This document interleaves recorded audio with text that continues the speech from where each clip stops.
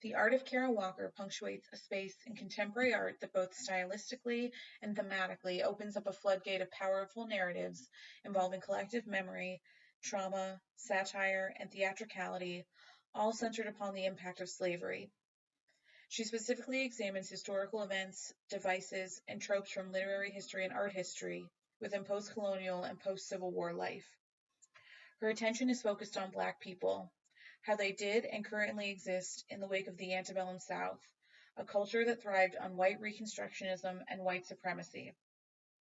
In addition to being a prolific visual artist, Walker is also a distinguished essayist, writing on issues related to Black life in America, often intertwining her art within her critical discourse. In her monograph, After the Deluge, a response to, quote, one of America's greatest social failures, end quote, the government intervention post-Hurricane Katrina, Walker states, Black life, urban and rural Southern life, is often related as if it were an entity with a shadowy beginning and a potentially heroic future, but with a soul that is crippled by racist psychosis.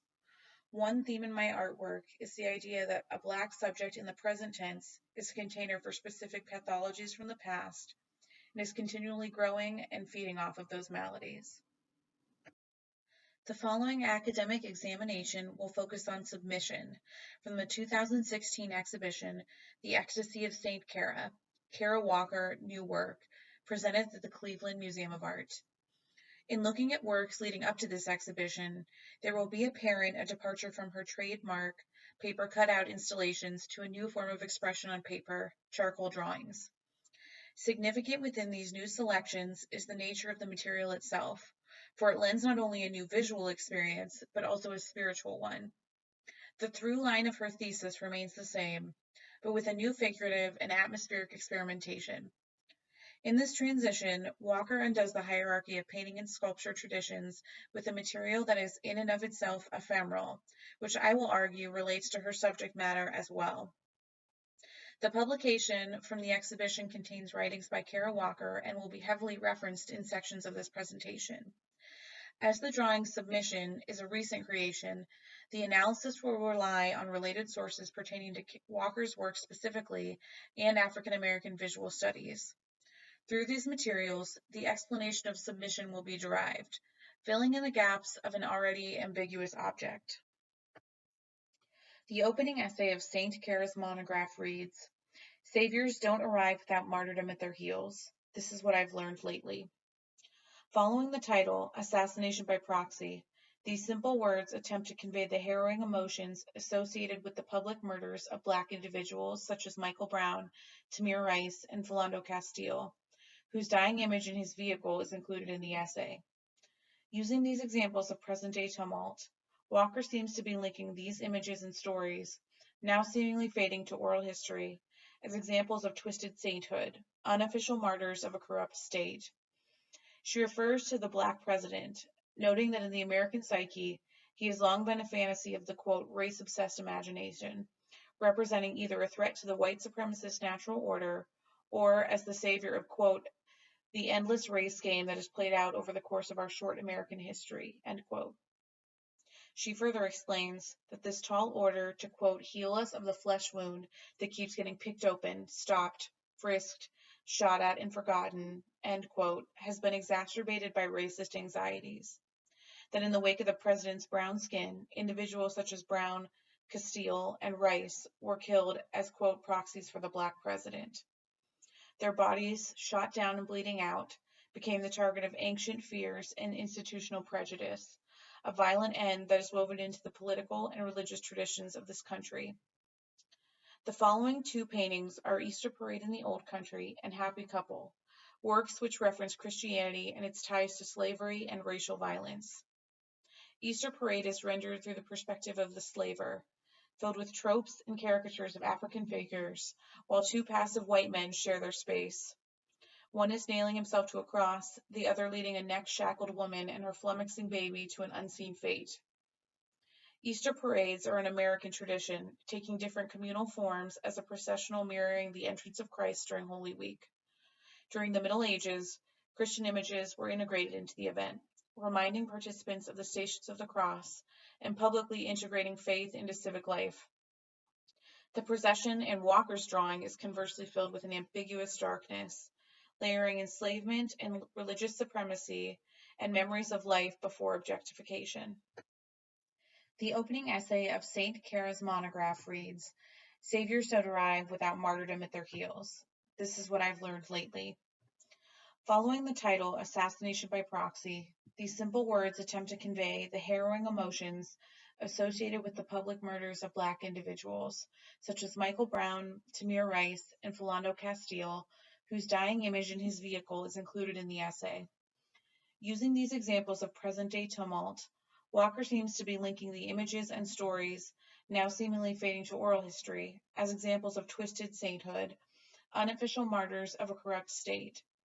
She refers to the Black president, noting that in the American psyche, he has long been a fantasy of, quote, the race-obsessed imagination, end quote, representing either a threat to the white supremacist natural order or as the, quote, savior of this endless race game displayed out over the course of our short American history, end quote. She further explains that this tall order to, quote, heal us of the flesh wound that keeps getting picked open, stopped, frisked, shot at, and forgotten, end quote, has been exacerbated by racist anxieties. That in the wake of the president's brown skin, individuals such as Brown, Castile, and Rice were killed as, quote, proxies for the Black president. Their bodies, shot down and bleeding out, became the target of ancient fears and institutional prejudice, a violent end that is woven into the political and religious traditions of this country. The following two paintings are Easter Parade in the Old Country and Happy Couple, works which reference Christianity and its ties to slavery and racial violence. Easter Parade is rendered through the perspective of the slaver, filled with tropes and caricatures of African figures, while two passive white men share their space. One is nailing himself to a cross, the other leading a neck-shackled woman and her flummoxing baby to an unseen fate.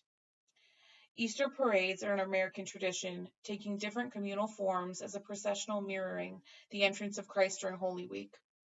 During the Middle Ages, Christian images were integrated into the event, reminding participants of the Stations of the Cross and publicly integrating faith into civic life. The procession in Walker's drawing is conversely filled with an ambiguous darkness, layering enslavement with religious supremacy and memories of life before objectification. Happy Couple shows two shrouded bodies, unidentifiable and lifeless in the black void. The fabric resembles the wrapping of Christ's body post-crucifixion, or even that of a martyr who was bound up and tossed aside. While the story is not revealed, it invites our projections and what the subconscious and bias might conclude about the scene, as well as a connection to the endless media footage of slain bodies. To take a brief but instructive step back, these two images show installation views of Kara Walker's earlier works and signature style of paper silhouettes. The technique is rooted in 18th and 19th century European art forms, traveling to the United States and becoming the preeminent art form of Southern middle-class women. Most silhouette scenes made in these circles depicted serenity and the privileged life of white society. Walker's scenes elicit the opposite, nonchalantly referencing sexual and physical violence, as seen in The End of Uncle Tom and the grand allegorical tableau of Eva in Heaven, and similar actions juxtaposed against characters who are both slaves and Southern white plantationists in Insurrection. Our tools were rudimentary, yet we pressed on. There is also an overlooked history of Black artists in this craft, who were denied access to traditional art instruction in painting and drawing. The artist Moses Williams, known as the cutter of profiles, learned the process of the silhouette cutting machine, which he learned from his owner Charles Wilson Peale, an esteemed artist. As a free man, Williams used this skill to make a living, perhaps cutting the silhouettes of slave owners or the images of slaves themselves. Art historian and professor Gwendolyn Dubois Shaw states the following concerning Walker's silhouettes. Walker's silhouettes express a void, an unknowable black hole, a kind of blank darkness, which is signified by an outer contour line. When combined with what is arguably the most pervasively traumatic, guilt-ridden episode in U.S. history, the experience of African slavery in America, this delineation produces an extraordinary space for psychological projection. It is a Gothic space, belonging to the dark ages of American history, one that is barbarous, rude, uncouth, unpolished, and in bad taste, and completely savage, a space made real in the walls of the gallery, in which the present-day viewer comes in contact with magnetic and disturbing specters from a mythical past engaged in an apocryphal and pornographic, unsentimental master-slave dialectic. With these powerful words in mind, I invite you to observe the transition inherent to this new body of work. Pictured here is monumentality, presenting to us the naked torso of an enslaved woman tied to a fence stake. We look through the hodgepodge of splintered wood which frame a field scene containing a few translucent figures. The forms are similar to that of Walker's silhouettes, but they reveal the drawing hand of the artist, exemplifying texture, watered-down charcoal washes, and the muscles of human bodies. The evident facture and surreal composition of the scene keeps them in a headspace, a realm of imagination that can serve to pull one out of a nightmare, or perhaps straight into one.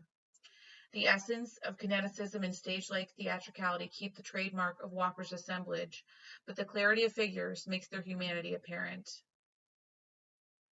The origins of this new direction began in Rome, where Carol Walker was the Roy Lichtenstein Artist in Residence at the American Academy. Here she says she was able to break away from the constant influx of racially charged violence in the United States, being able to, quote, laugh and criticize and wonder at the thousands of years of political intrigue and spirituality and torture embodied as a palimpsest of architecture, fresco, and carved stone, end quote. Becoming increasingly interested in the human forms of artists such as Bernini and Maderno, she observed the manner in which their sculptures culminate in, quote, hyperbolic miasma of surfaces, end quote. Of their saints, specifically in the Ecstasy of St. Teresa and the wax effigy of St. Victoria, which both rest in the Cornaro Chapel of Santa Maria della Vittoria, she posits, we accept their representations of St. Teresa or St. Victoria as matter of fact. They are materially present, yet paradoxically full of spiritual anxiety and female sexuality, end quote. The wax likeness of St. Victoria, which houses her actual skeletal remains beneath the artisan shell, is profound to Walker, while the saintly, pristine body composes a death worthy of canonization, exemplifying her glorious wreath crown and heroically slashed neck. The artist points out that beneath her faux lips can be revealed, quote, jagged teeth of an actual skull. A slippery sensation of revulsion and realness interrupts the gaudy aesthetics, end quote. She further asks, is this a more authentic representation of the martyred, more affecting than a newspaper photograph or verbal testimony? Perhaps we cannot bury our dead until justice is realized. Maybe we must carry the rotting bodies of the fallen through the streets. The origins of this new direction began in Rome, where Carol Walker was the Roy Lichtenstein Artist in Residence at the American Academy. Here, she says, she was able to break away from the constant influx of racially charged terrorism in the United States, being able to, quote, laugh and criticize and wonder at the thousands of years of political intrigue and spirituality and torture embodies as a pound. The origins of this new direction began in Rome, where Carol Walker was the Roy Lichtenstein Artist in Residence at the American Academy. Here, she says, she was able to break away from the constant influx of racially charged violence in the United States, being able to, quote, laugh and criticize and wonder at the thousands of years of political intrigue and spirituality and torture embodied as a palimpsest of architecture, fresco, and carved stone, unquote. Becoming increasingly interested in the human forms of artists such as Bernini and Maderno, she observed the manner in which their sculptures culminate in a, quote, hyperbolic miasma of surfaces, unquote.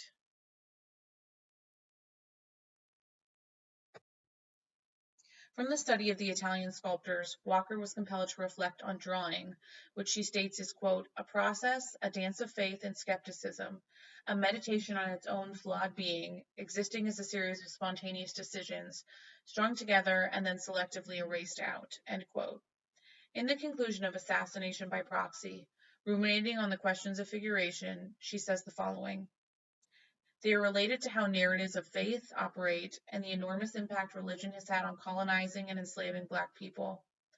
How closely do we cling to a 2,000-year-old text, and in what ways has the text been bent and reshaped to reflect the historic, political, and personal circumstances of the New World, as well as faith operators, charlatans, priestesses, preachers, savages, and heretics. Lastly, what impact is an image maker to mitigate, intervene, query, and shatter stagnating racist traditions? What power do I have to examine the depth of longing people of color have for a sense of place and purpose in reimagining our collective past and potential future? A significant element of the process of creating submission is the charcoal and the dust which characteristically marks the person and place where it is being used. In his essay, Kara's Dust, John Lansdowne brings 2 points forward, literally from the dust. He first discusses a photograph of the artist's studio, which is focused on the floor and the layer of charcoal remnant apparent. He states, kindred in substance to the drawing from which it was discharged, the dust is uniquely primed to exemplify, in its abjection, the power dynamics visualized in Walker's oeuvre. Noting that the inscribing of black figures into the narrative required mental and physical effort, it also required a significant amount of charcoal to cover the large space they inhabit. In conjunction, these two physical materializations of images and dust compose a relic similar to that of a Christian devotional object. He notes, dust, ashes, fragments of bones. Relics are usually accompanied by images wrought in various media figural representations that counterbalance and complete the base matter of the saintly figures they depict. Relics serve an iconic function, for they compress, quote, whole complicated hagiographies and histories into small kernels of saints' material being, end quote. The second point in Lansdowne's theory of dust lies in the thematic violence depicted in Christian iconographic and contemplative works. The most prominent symbol of holy suffering is Christ's body on the cross, tortured and maimed in a spectacle of public display. He explains that, quote, the instruments of the Passion are reconceived as Christ's weapons, or arma Christi, the emblem by which he or she is remembered, end quote. Amongst art history, drawings of weapons and devices for torture are thematic devices, or, quote, pastiches of pain, end quote. Common are also the wounds of Christ, considered to be a source of affection, desire, and spiritual devotion. Lansdowne suggests that the exemplification of these objects and bodily pain present the, quote, tools of torment as an essential step towards spiritual salvation, end quote. Speaking of Kara Walker's drawings again, he describes the dust as playing a forensic role and that, like a relic, it represents the violence of the image in a direct material form. Violence is inscribed through the figural imagery onto paper, and the dust becomes a symbol of the physical acts of inscription. From paper to floor to hands, it, quote, maps itself onto new topographies and new forms, end quote. Of Kara Walker, he emphatically notes that she bears witness to the history and present state of oppression, granting it weight and figural form, and that the dust, quote, evinces the very acts of witnessing and figuration. It is the abject, accumulated relic of those acts, made from life by the artist's own hands, end quote. To conclude this study of Kara Walker's recent oeuvre and subsequently the charcoal drawing submission, I will present a few main points of interpretive argument which will serve to bring its thematic relevance to life. The main figure in this work draws comparison to two biblical and Christian ideas, one of the saint, as posited to be present in Walker's work by John Lansdowne. The second is the Jezebel, a biblical trope which is commonly ascribed to Black women. The central female cocks her head back, similar to the pose initiated in Bernini's The Ecstasy of St. Teresa. She is notably looking upward, and without view of her eyes, it can be inferred as ecstatic reaction, perhaps in a contemplative, arresting gaze towards the sky or ceiling.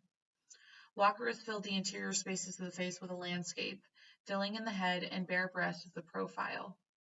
Following Walker's thoughts on saintly death and the image of martyrdom, her figure may well be in a repose of finality, ascending to the realm of freedom that sometimes it seems only death can bring. The tableau of drawn fabric reminisces the flowing waves of Bernini's Teresa, putting the Black female in ascension with the venerated dead of the past. Her death, though unjust, is worthy of a ceremonial assumption. Female slaves were routinely sexually violated and viewed as hypersexual, being beaten or killed for the mere presence of their bodies.